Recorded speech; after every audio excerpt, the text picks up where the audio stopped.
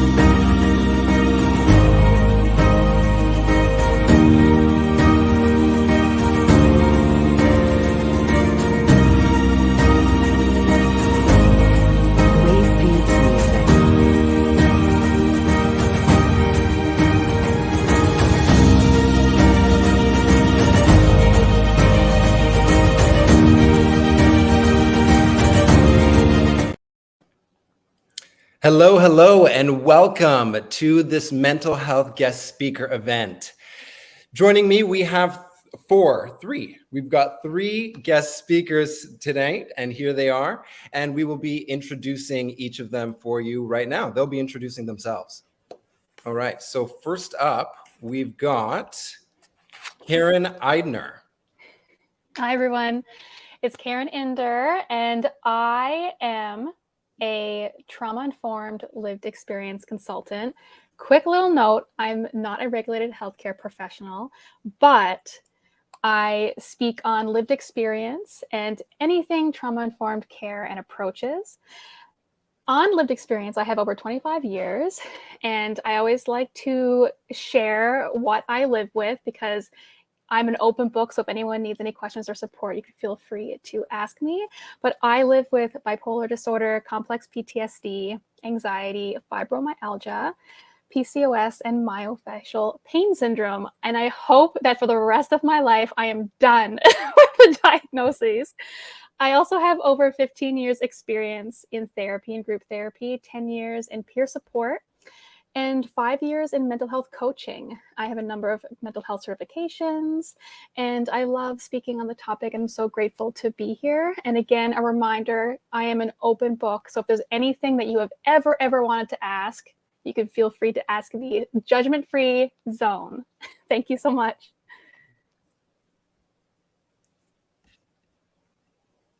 Wonderful. Thank you, Karen. Next up, we have Joshua Peters. Joshua, if you could introduce yourself. Yeah, I'd be happy to. Hey there, folks. I am joining today from Ottawa, Canada, where I found myself after a bit of a long journey, I guess, through the education world and the mental health world. So I grew up on Prince Edward Island, a small province here in Canada, and then actually went and got my education in Ottawa. I've gone back and forth between Ottawa a few times in my life. That's where I got my master's and became a psychotherapist before actually moving to Toronto, where I did the bulk, I'd say, of kind of my private practice as a psychotherapist at the Center for Interpersonal Relationships. At that space, I held a bunch of different roles, I would say, but kind of the biggest baby, I guess, I had there was working actually in the gender, sexuality, and relationship diversity service, which is a service that was, I think, my baby, right? That provides services to those communities and something that I really worked to grow over time. Eventually, I decided, hey, why don't I go get more education? And I'm actually now finishing my doctorate in clinical psychology, which has brought me back to Ottawa. And I'm currently doing my internship actually with the center. And so I grew up in a rural area, and that's part of the passion that I tend to bring to my mental health advocacy is to be able to talk about LGBTQ folks who are maybe not actually in urban settings, right, but are actually in rural settings, which sometimes don't get a lot of voice, both within the research as well as kind of people learning about it for the clinical training. So I'm super pumped and excited to be here. And like everyone else, I'm a pretty open book. You're more than welcome to ask me any questions you might have about my practice or how I work, and I'd be happy to answer them. Wonderful. Thank you, Joshua. Next up, we have Ijabo Muhammad. Hi everyone, I'm happy to be here. My name is Ijabo. I'm a Black Muslim therapist. I have about 2 years of clinical experience giving counseling to Black and racialized individuals and families. I currently work at Delta Family Resource Center, which is a small social services agency that services clients in the Kipling Rexdale area. So I am from Toronto, from the North York area. Before I got into therapy, my background was in social work. I have a bachelor's in social work from York University, and I have a master's from the University of Toronto. And I really enjoy working with youth, Black youth, Muslim youth. I enjoy doing community engagement. I've partnered with Toronto Community Housing to get tenant feedback on an anti-Black racism strategy that they were proposing. And I also just enjoy doing recreational work, so working in the community, basketball, mentoring, things like that. And right now, being a therapist, I try and bring that into my work with youth, young people. I do a lot of art and play therapy. And yeah, I also work with adults as well. So I'm very excited to be here and I look forward to having this conversation with all of you. Perfect. Thank you so much for those wonderful introductions, everyone, to all our guest speakers. Now we're going to open it up to a few questions that we have for our guest speakers. And then at the end of this, we're going to open it up to you, the audience, to ask any questions that you have. So first question for everybody here, what inspired you to get into working in mental health and specifically in your field? So I created Trauma Tree and got into consulting because basically, to be honest, I disagreed with the bare minimum approach when it comes to creating accessible and inclusive approaches and environments for anyone living with adverse lived experiences from an intersectional lens. And I also really believe in crisis prevention. And I think a lot focuses on crisis intervention. And so as someone myself who lives with mental health disorders, chronic pain, and disability, I didn't like how a lot of opportunities were withheld from individuals with adverse lived experiences in life, and all of the barriers that were preventing them from accessing a high quality of life, to me, are very solvable. And I think it just sometimes takes a different approach. And so that's what inspired me. That's why I created my website, Trauma Tree, to kind of help locate and create accessible and inclusive spaces.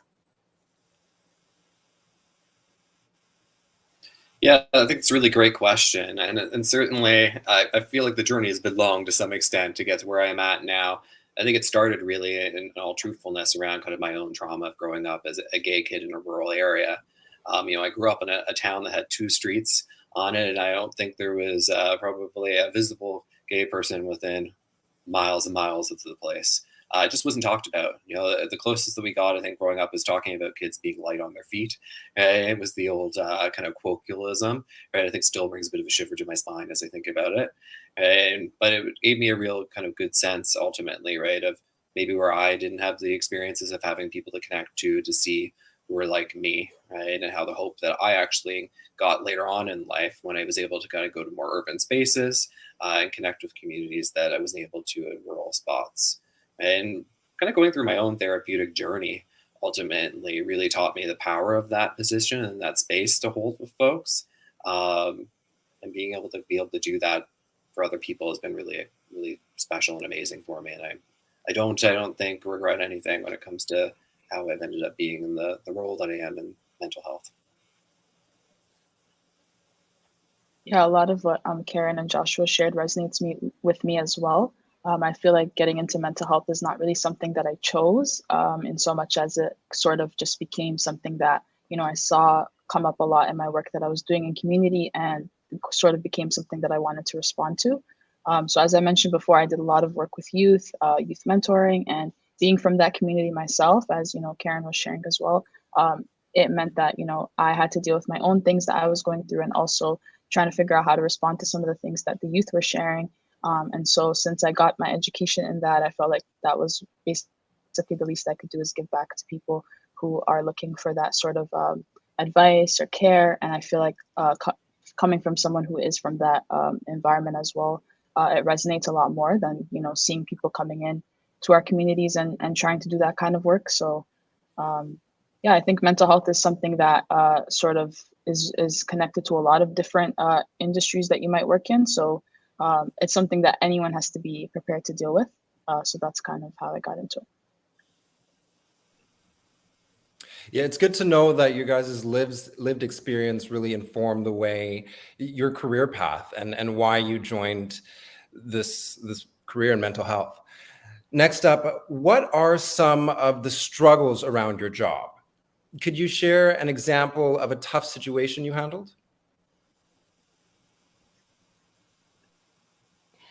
So some struggles that I have experienced, I feel, again, guys, I'm super honest, ignorance, lack of integrity, and power dynamics in this space. My experience is that when you are immersed in communities such as mental health and chronic pain and disability, there's a lot of vulnerability. And I feel that I have seen a lot of these struggles, both as a patient, for example, in long-term care and using resources, but also as an advocate and a participant in certifications, for example, as a public speaker, as a peer supporter. So when I encounter these things in my line of work, which is kind of like, if you want to say the ugly side of it, I always try to follow my heart. I'm a big person on like staying true to who I am and sticking to my morals and my personal code of conduct. I believe that mental health and the conversation around it should be human centered and empathy focused and no judgment. And to me, that's like the dream. And I'm being realistic. Does it exist everywhere with everything all the time in this space? Absolutely not. But I feel that it's something we should be on top of, because if you are a good person in this space with strong ethics and morals, then we need you and your eyes out there to make sure that we can protect the most vulnerable.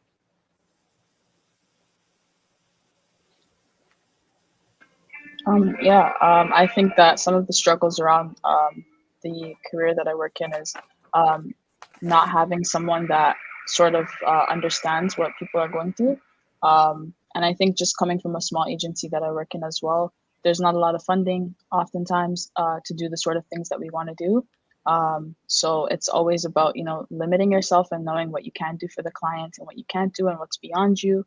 And knowing when to ask for help and sort of creating that safety net for clients and trying to give a more holistic service delivery than just sort of relying on therapy alone. And coming from my own traumas and things that I've experienced, I can find it hard sometimes to ask for help or to lean on someone, and to be able to not take too much responsibility on for myself. So that's something that I found difficult at times. Another thing I would say is just being able to understand the entire scope of what a client's going through. It might feel like to me it's one thing, but there might be so many other things under the surface that I have to address and that need to be addressed in their own ways. So it's a lot of things that go into it, but those are probably the three things that are like recurring issues for me. Yeah, I think the piggyback a little bit maybe on the other guests is that I think systems, right, is one of the most challenging things to run into, especially when I think about my work. I'm oftentimes sitting in rooms with individuals, right, and they're coming in with a lot of really complex, often systems-related issues. So the challenge that I run into is, how do I create a space for this client to be able to advocate for themselves, right, and push systems, and where do I fit into that role? Right? Where is my responsibility as someone who has actually quite a bit of power in society, right? To be able to push and open doors, right? And knock on doors when I need to. And I think too, the other kind of challenge that I often have to run into with clients is this idea of needing to advocate for yourself in of itself can sometimes feel very burdensome, right? So being able to find a nice balance between this idea of, when do I advocate for myself? When is the juice worth the squeeze is a common phrase I use a lot with clients, right? To be able to go and advocate for themselves, but not to do it so much so, right, that they end up burning themselves out. So being able to choose, like, where do I want to advocate? Where do I not want to advocate? Right? There can be some really painful moments and conversations that say, well, maybe this is the part, right, of your life in which you don't want to advocate because it's going to cause too much pain, too much hurt, right? Whereas maybe another space where there's more optimism, more space for change, right, I can have a more complex conversation with someone and say, like, what do we actually want to do? How do we want to advocate? How do we want to change systems, right, in a way that might help you in the long run? When is the juice worth the squeeze? I will be stealing that one. That one is a great analogy for advocacy. And so let's move on to the third question that I have for you guys. When you come across a challenging case, what kind of crisis intervention strategies would you leverage? So first, I want to approach this question with challenging cases, crisis intervention, crisis. It's a spectrum, and there's so many possibilities on that spectrum that it's really hard to pinpoint one thing. But I think if I were to, in a general sense, when I'm speaking about crisis intervention, number one, crisis prevention too, where is the prevention in the situation? But also, of course, safety is important. Safety for everyone involved. So assess the situation. Only you can make that call on safety because you're there in the moment. These are all hypothetical situations, but assess and make sure there's safety. I also, think about your skill set here. Again, everything is a spectrum, and I feel it's important that you are comfortable in a situation. And if you're not, then is there someone around? Is there someone else that you can bring in to help?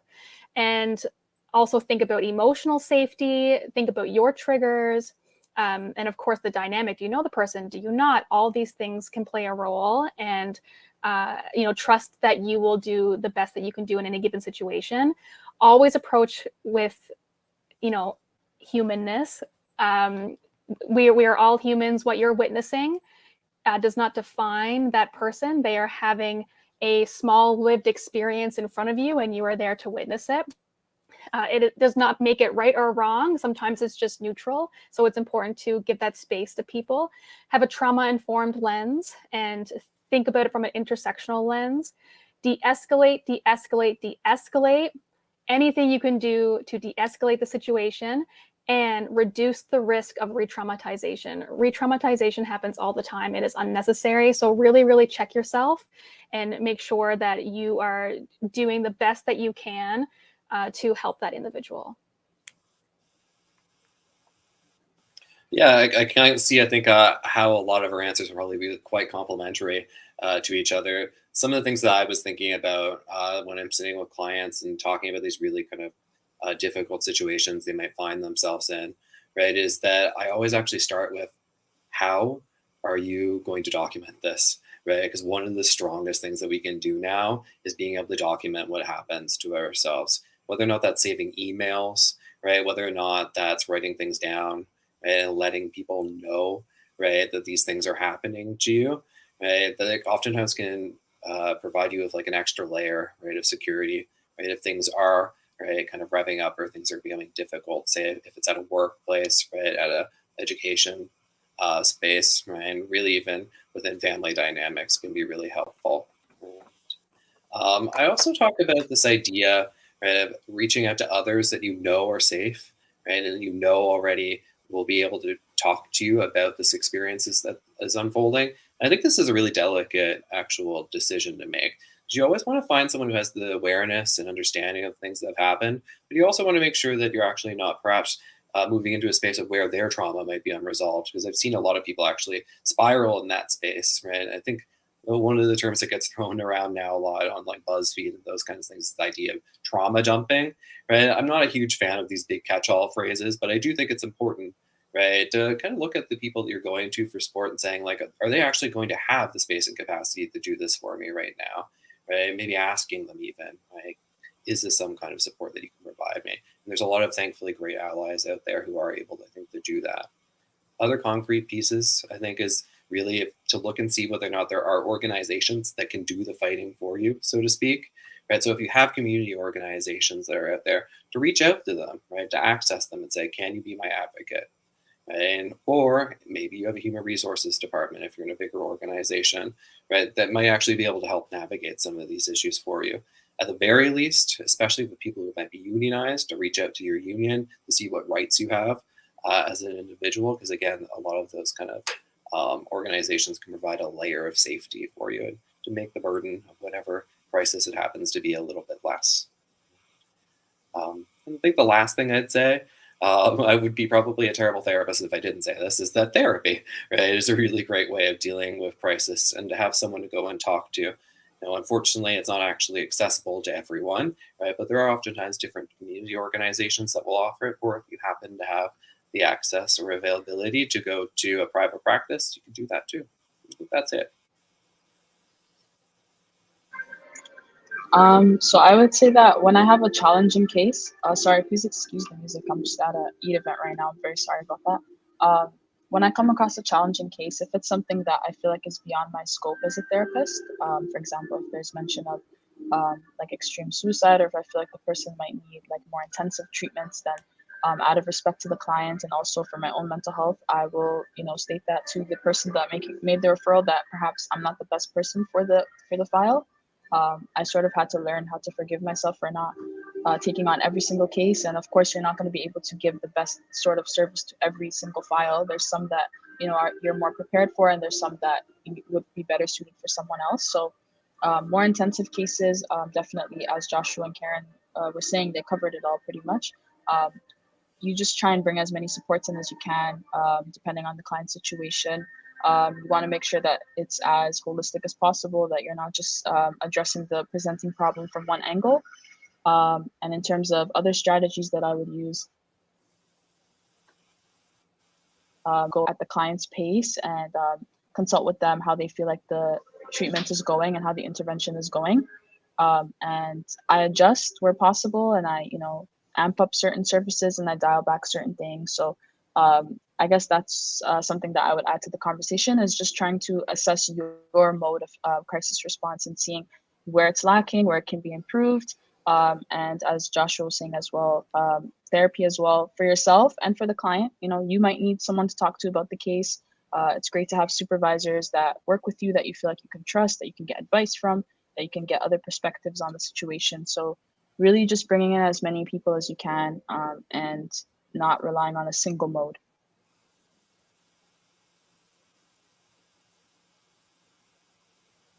I like that, the implementation of other specialists, and if it goes above and beyond, if it goes beyond what you do, then incorporating those other resources and referring that client and bringing them on to the team to help this client. All right, moving next to the next question.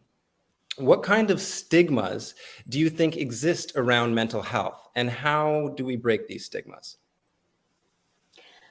Okay, so of course there's tons of stigmas. I like that person is insert blank, crazy, whatever, all those ones.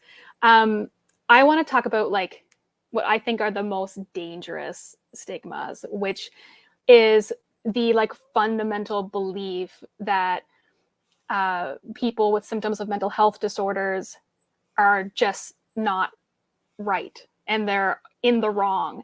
Meaning, for example, I always use the example of thinking in black and white. So I've heard in the past plenty of times like, well, your problem is that you always think in black and white. And I don't know when it came to a place when like symptoms of things, i.e.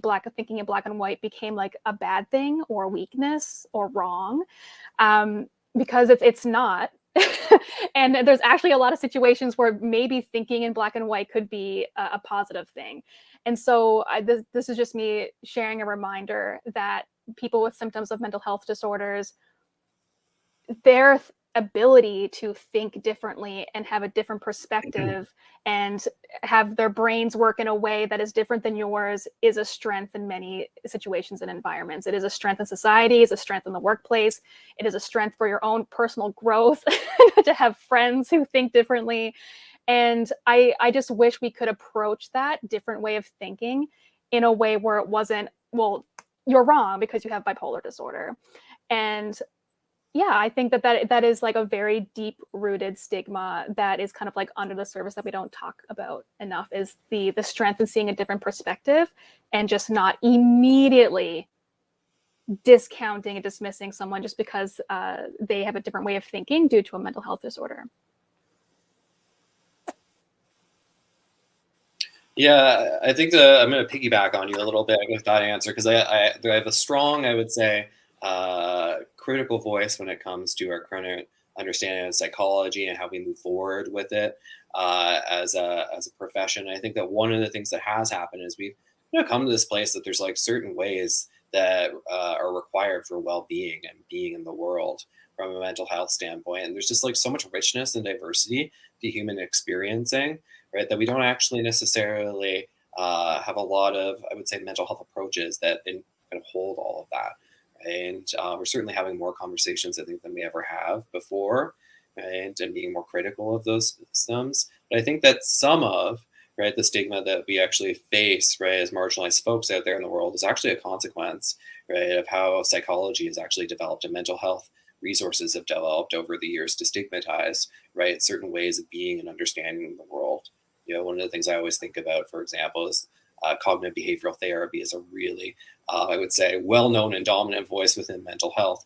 And there wasn't much questioning of that for a really long time, right? And now we're actually starting to uncover and see, right, there's some really troubling impacts that might have on things like people who are marginalized, either from racialized, gender, right, or sexual minority groups, right? This idea of black and white thinking, I think, right, that he brought up, right, that's a very CBT, right, understanding of kind of mental well-being, right? And when we start looking at some of the marginalized experiences that folks experience, it's actually pretty important to say, like, no, that's actually wrong, right? That can't be something that happens maybe to me, right? I need to advocate, right? And kind of push beyond that. So though I generally would say that, yes, black and white thinking, we probably don't want to sit in that all the time in our life.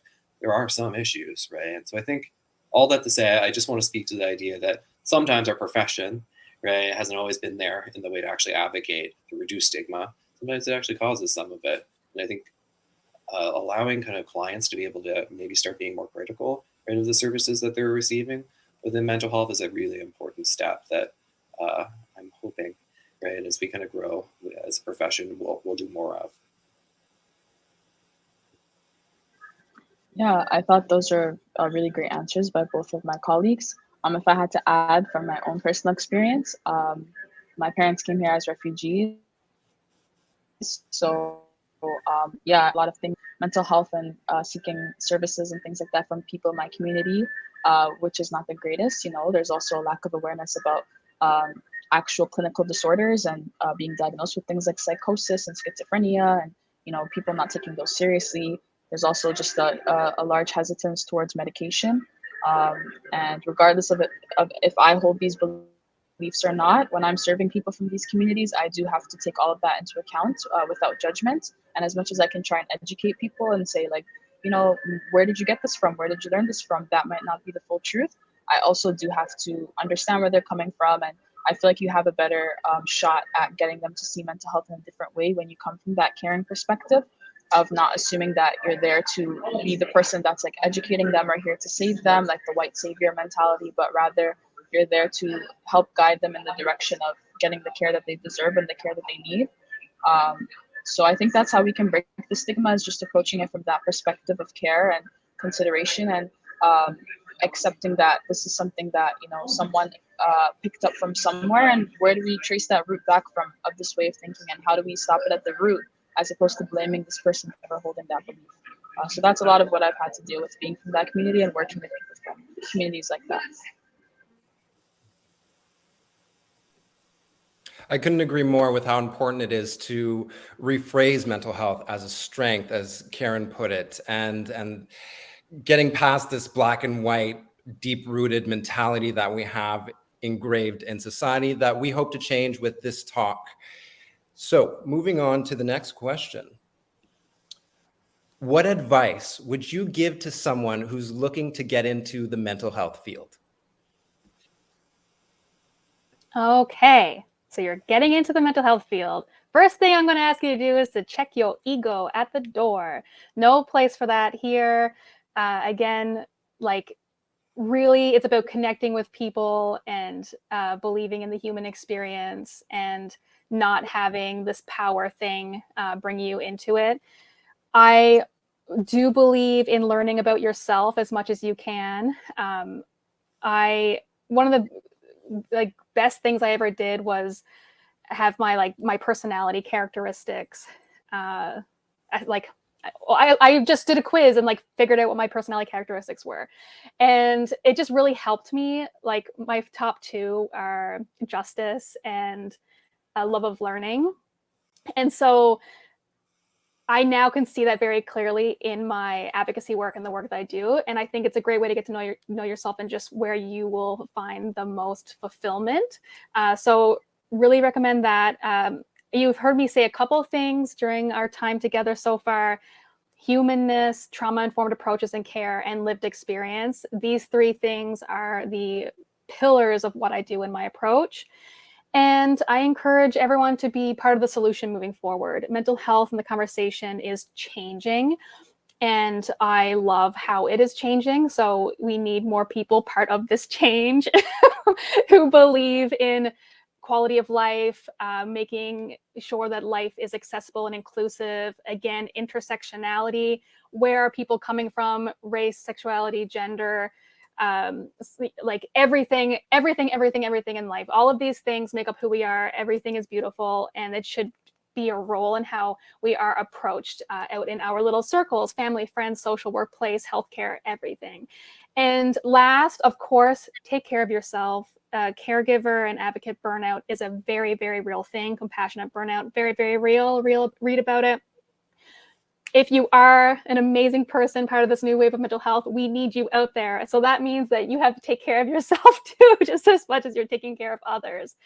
And we need the best versions of you. So don't forget to take care of yourself and practice self-care, do all the things that you have to do, and honor that. And thank you for doing what you do in advance. Mm-hmm. Yeah. I think that this idea, right, that we talk about oftentimes is this wounded healer, right, is that there aren't very many people in our profession, right, who haven't experienced some pain themselves, right? And I think the first step of entering into it is really getting the sense of what is my pain? What am I bringing forward? What are the traumas I've endured? How have I responded to them, right? How has that changed who I am kind of fundamentally as a person? Right. And I think that prepares you to recognize maybe how this work will impact you, right? As I think was brought up, right? This idea that compassion fatigue is a thing. And if you happen to have a nerve, a pain, or a wound that's been touched, right, by a client, inevitably that fatigue is probably going to happen a little bit faster. Right. So making sure that then of course, you have those supports yourself. Right. And I oftentimes talk about with actually supervisees, say make sure you ask, right, your own therapist, have they gone to therapy, have they done the work, right, to make sure that we're all taking care of ourselves ultimately. And when it comes to actual kind of some more concrete pieces, a lot of folks like to actually reach out for mentorship. I myself, I would say the only reason why I've navigated the mental health profession, hopefully as well as I have, is through a really great mentor, right? Someone who's really led me from kind of step one into the profession all the way to where I'm at now. And I'm so thankful of that. And it's such a powerful relationship that I have, but it's also given me the practical guidance of knowing where the heck to go, right? Because there's so many options now about how you want to enter in. Right? Another option to do that is really just reaching out to LinkedIn. I get messages from people who reach out and they say hey, I just want to know, how did you get where you're at?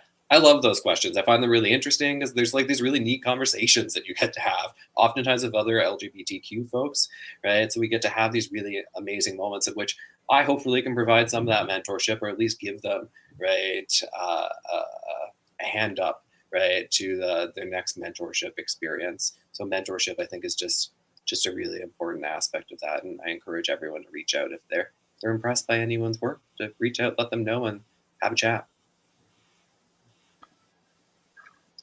Yeah, I definitely second. I mean, I'm going last, so I always have nothing really much to add because I have amazing co-presenters. But I really love what Karen said about making sure that you're in the right space, entering the space. I feel just to add on to that, of course, as Karen was saying, we need more people who are passionate about this work. That's really the number one ingredient, is that you care about people. But on top of that, you have to make sure that you're willing to give yourself grace. So I think that's something that I would advise anyone who's entering this field is you have to be willing to like give yourself the sort of compassion that you provide to others, you know, and that can be a really hard thing to learn how to do, especially when you are someone that is passionate, which means you're probably coming from that same community. You probably faced these types of things before, so you yourself have things that you need to address. So it's really hard work, but it's really necessary work, and I don't think it ever ends. I think it's like a lifelong thing that you have to keep doing. I mean, I'm new to the profession, only been working for like 2 or 3 years, so I still haven't mastered it. I hope I do sometime soon, but I don't know. It feels like something I'm gonna have to always constantly work at for the rest of my life. Um, so yeah, I think that's the advice that I would give, and also just go where you're needed. You know, go don't enter a field because you feel like you have to. I know myself coming out of like the typical stream of like learning is like bachelor's, master's, etc., and then you go into therapy, but it doesn't always have to look the same for everybody. And I didn't really feel pressure to work in a certain field or work in a certain area because of the money or because of the client population or because all my peers were doing it. I just followed, you know, where I saw a gap or where I was passionate about. So yeah, just really assess yourself and what your values are and who you'd like to help serve and what, you know, what's important to you, and just go where there's a gap for that area. So that's probably what I would say.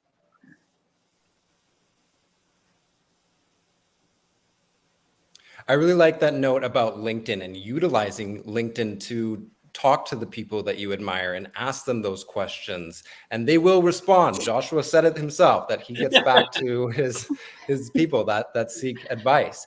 Uh-oh, And what have I got myself into? Everybody message Joshua. And I totally agree with the mentorship part. Mentorship is so important, and it should definitely be utilized. Ask the pros, learn from the pros, and become a pro yourself in any given field. Next, we're going to open it up to our audience. You can type in your questions. Please do type in your questions, and our lovely guest speakers will answer. And the clock is ticking.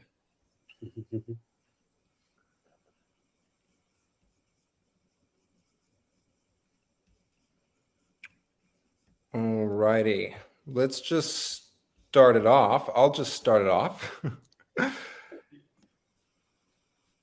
Okay, can you tell me what is the biggest risk you've ever taken?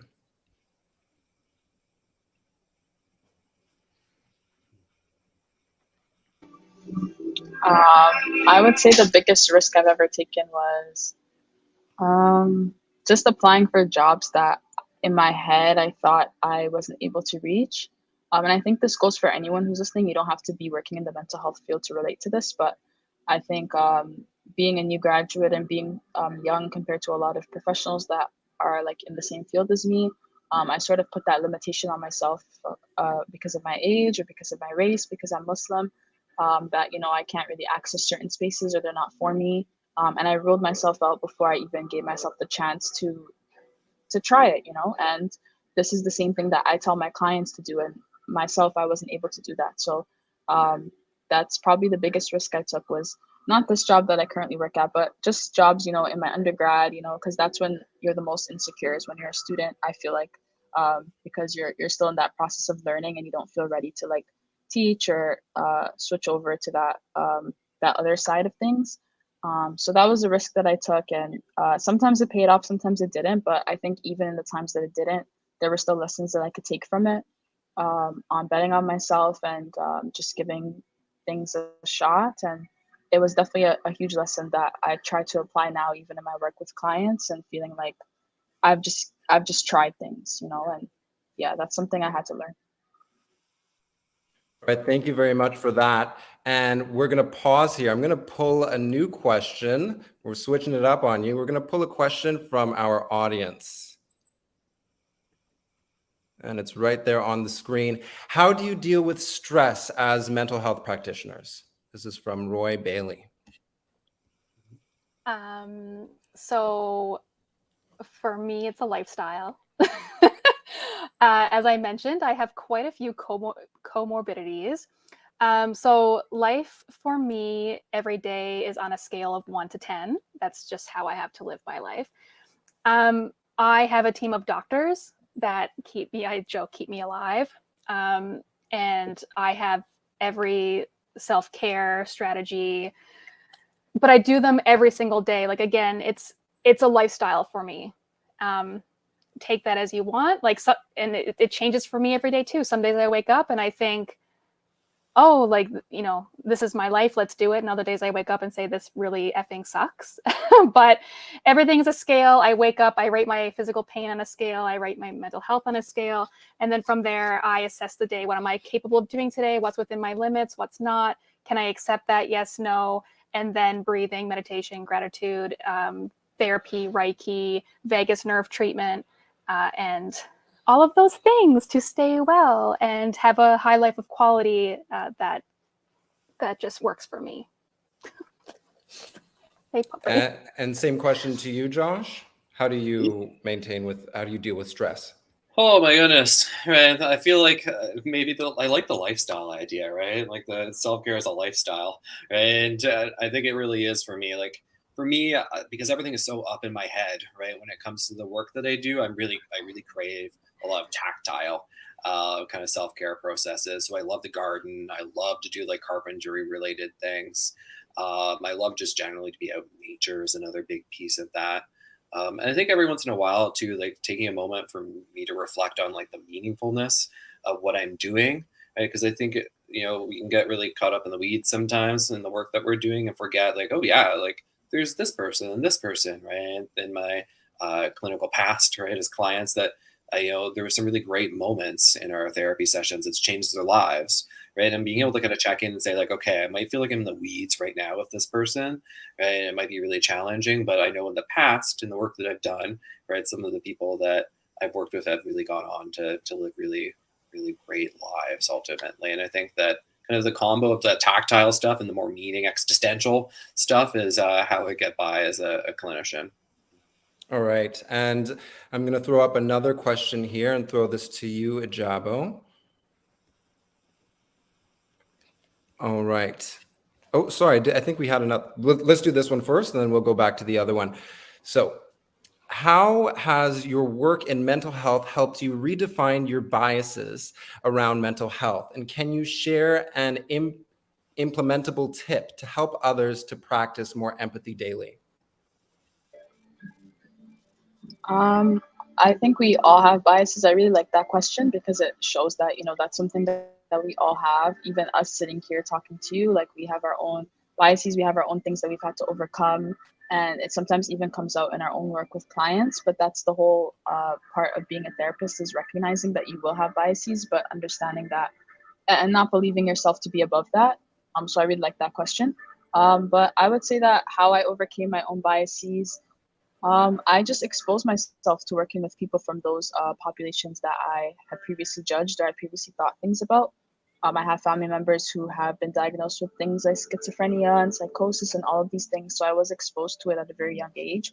And from that, I did carry a lot of biases and I did carry a lot of incorrect assumptions of what those clinical disorders look like and, why people have them. And a lot of it was rooted in like spirituality and, things like that. So I had to unlearn a lot of that and I had to learn the correct way of viewing it. And the way that I did that was just hearing from someone from that community and letting them tell it to me.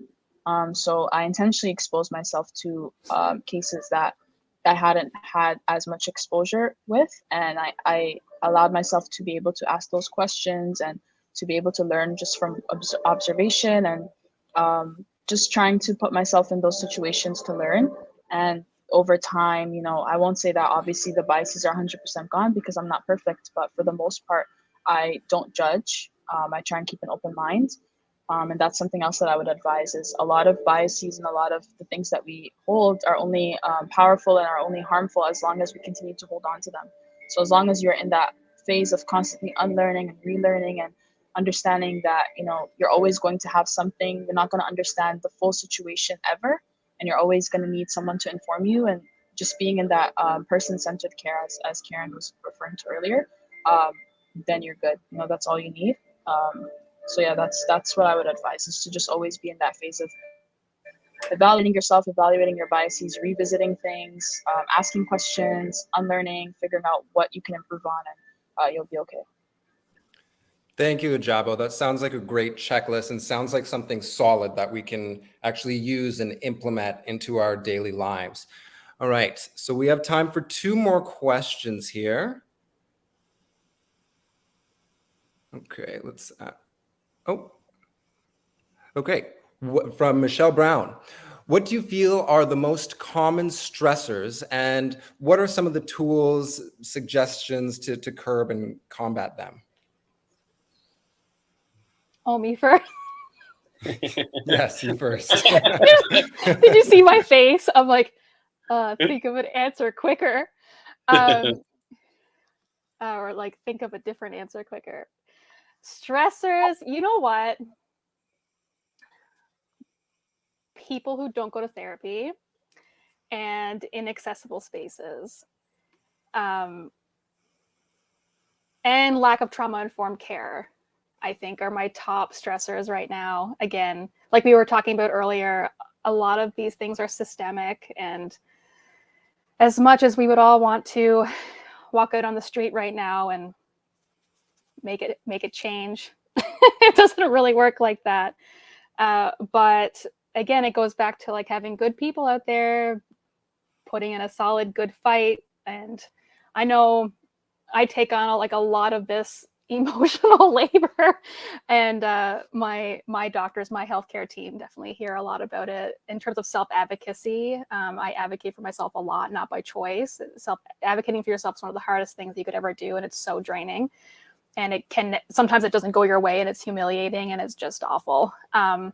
So yeah, I think knowing them is great, but being aware of them and being part of the positive change we were talking about earlier is important. Rant over. All right. We'll throw the same question to Josh, and then we have one more question. Yeah, it's such a broad question. I find myself kind of grappling a little bit with it as well too. But I think really, and it's I think kind of my position where I'm at right now in my own life, is that I oftentimes think about the different levels and gatekeeping that takes place in mental health, right? And I think about my journey of coming from that rural town with not much experience or understanding of ever being able to get into a doctorate program, right? And I know that so many of our spaces, right, are still predominantly, especially leadership positions within mental health, predominantly held by white heterosexual men, right? So kind of diversifying those spaces, right, I think is really important, right, by opening a lot of doors, right, for people who haven't still had their voice kind of heard in the literature and in the research, right? And I think that when I think about, right, these big systems that are at play and how we can actually make sure that mental health is reaching everyone, we need to have those people, right, actually within our systems, right, to give those voices so that we can make sure that we're providing the services, the care that is required, and we're not maybe re-traumatizing people through the systems that we have already created. So I think that's like the biggest stress that I can think of in my kind of current kind of practice. When it comes to what I'm doing about it, I would say that kind of doing these kinds of activities, right, is that opening the door and having spaces where we can do this and talk about our experiences of marginalized folks, right, is super important, right? And the research and work that I'm doing within kind of my own education is actually, in some hopes, right, trying to give voice to those communities as well too. So yeah. All right, last question. This goes out to everyone, all our panelists. Coffee or tea? Depends on where I am. Does it depend if it's Starbucks or no, Second Cup? No, I'm in Miami. I'm in Miami now, so I'm gonna be having Cuban espresso, baby. Ooh. Definitely coffee. I need coffee. I don't know if I would have survived these past few years without coffee. So it's a definite coffee for me. I'm a tea person all the way. Tea, it's where it's at. It's so calming. There's so many different flavors. Tea is superior for sure. I love tea too. I know matcha. I drink matcha all day. Bubble tea. Yeah, I love chamomile tea for the nighttime. I got this new one that's a mixture of all this stuff because I was really struggling with insomnia, and I wish I knew the name for you guys. Anyways, it's a great tea. You'll have to search. You'll have to search I it up believe you. I on believe Amazon. It's going to be a lot of Googling, I feel like, later on. Yeah. Okay, thank you so much to our guests for joining us. We really appreciate the helpful pointers and tips and your experience that you had to share with our audience. All righty. Thank you so much. Yes, thank you. And thank you to everyone watching. It was really nice seeing your chat bubbles pop up. All right, so moving on, everyone, hi. If I didn't already introduce myself, I probably should have done that to begin with. I'm Cato Alexander, and I'm the lead creator of the short film titled Happy. This project has been in the works for 2 years and is the reason for this event. If you found this discussion helpful in any way, then please make a pledge to my film and support BIPOC and queer creators who are committed to mental health awareness. Currently, we are at 60% of our goal of our crowdfunding goal. We're at 60% of our crowdfunding goal and need 80% in order for the project to get the green light. And we really, really need your support right now. So up next, we're going to do a screening of the teaser from my short film. Then you'll be prompted on the screen and in the description section of this video. I believe you've been prompted this whole time. That'll take you directly to our crowdfunding campaign for you to make a pledge and make this movie possible. Thank you so much for joining us. All right, so we are working on getting the video up and running for you here. That's how the crowdfunding website looks like. I'm Cato Alexander, and I'm the lead creator of a film called Happy. This film follows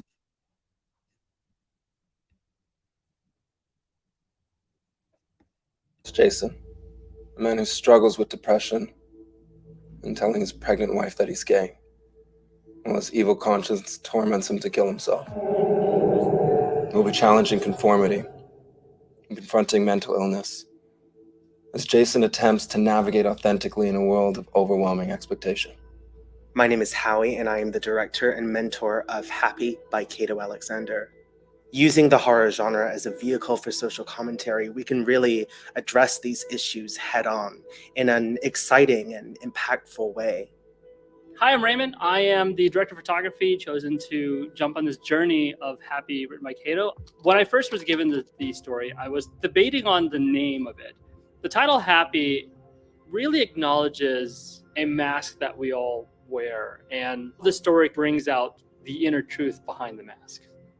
Really, this film is about amplifying diverse and queer perspectives.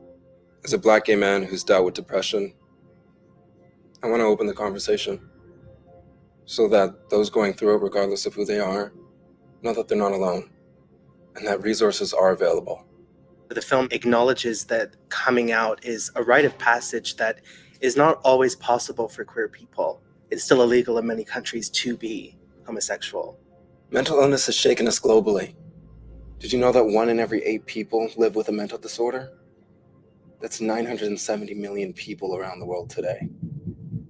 I feel very fortunate to have come from working in theater and opera and visual arts, and this diverse perspective allows me to create work that's unconventional and unique. And I think using this film allows us to really destigmatize bias that people have towards LGBTQ people. Hi there, I'm Reggie from Energy Media House, and I'll be the producer for this film Happy. Your contributions will be going towards paying our cast and crew of local indie artists, as well as covering expenses such as travel, props and costumes, rentals, and craft services. Happiness is a never-ending battle, and we need you to help us to make this film.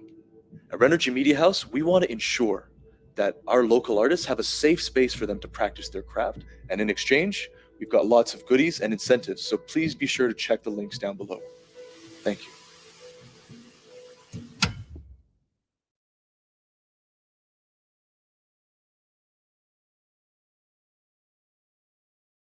Oh, thank you so much for joining. And I hope that you donate. Cheers.